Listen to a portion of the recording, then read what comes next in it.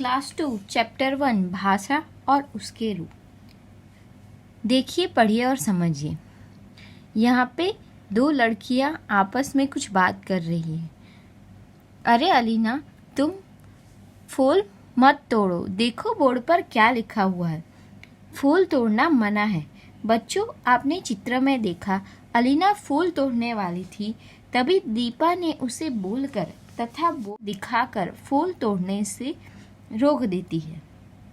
अपनी बात को दूसरों तक पहुंचाने और दूसरों की बातों को समझना भाषा के द्वारा ही संभव हो पाता है। जब भी हम कुछ बातचीत करना चाहते हैं या दूसरों की बातों को समझना चाहते हैं तो वो भाषा के द्वारा ही हम समझ पाते हैं।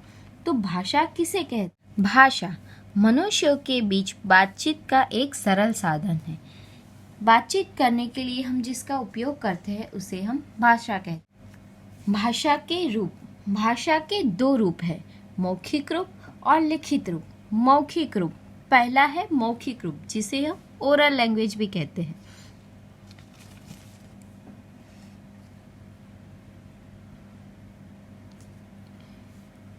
आयुष और प्रणव अपनी बात एक दूसरे से कह रहे हैं।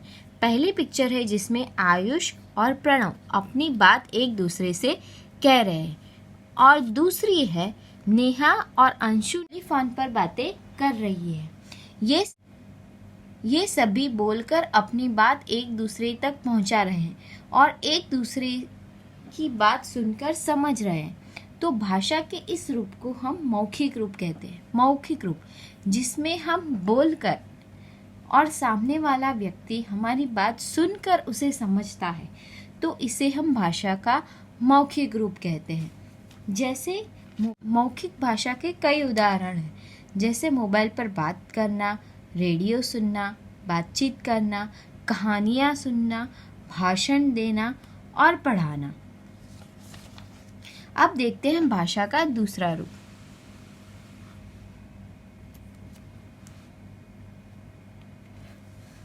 लिखित भाषा, जिसे हम रिटन लैंग्वेज कहते हैं। तो पहली पिक्चर है, अध्यापिका लिख रही है और बच्चे उसे पढ़कर समझ रहे हैं।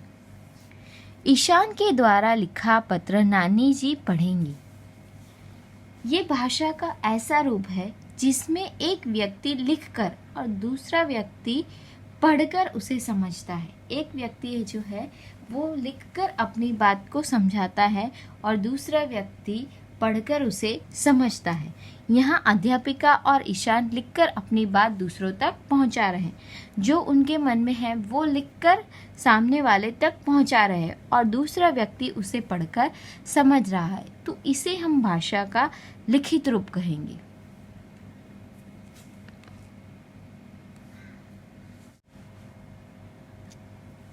इस तरह भाषा के दो रूप होते हैं, मौखिक रूप और लिखित रूप।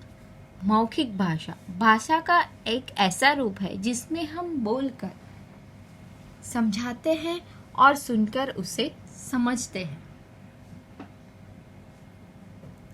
लिखित भाषा भाषा का ऐसा रूप जिसमें हम लिखकर अपनी बात को लिखकर समझाते हैं और सामने वाला उसे पढ़कर समझता है। हमारी भाषाएं, हमारे देश में अनेक भाषाएं बोली जाती है, जैसे हिंदी, पंजाबी, मराठी, असमिया, तेलुगु, तमिल, मलयालम, गुजराती। अब इस चैप्टर से हमने क्या सीखा? अपनी बातों को दूसरों तक पहुंचाने और दूसरों की बातों को समझना भाषा के द्वारा ही संभव हो जाता है। हमारे मन में जो भी विचार है उसे हम भाषा के द्वारा ही दूसरों तक पहुंचा सकते हैं और दूसरा उसे भाषा के द्वारा ही समझ सकता है। भाषा के दो रूप होते हैं, मौखिक रूप और लिखित रूप। मौखिक रूप जिसमें हम बोलकर अपनी बात दूसरों तक पहुंचाते हैं और सामने वाला व्यक्ति उसे सुनकर समझता है, तो जिसे हम भाषा का मौखिक रूप कहते हैं। और दूसरा है लिखित रूप। लिखित रूप जिसमें हम अपनी बात को लिखकर समझाते हैं और सामने वाला पढ़कर उसे समझता है।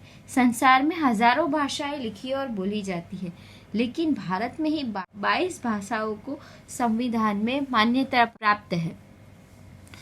जैसे कि हिंदी, पंजाबी, मराठी, असमिया, तेलुगु, तमिल, मलयालम जैसी भाषा।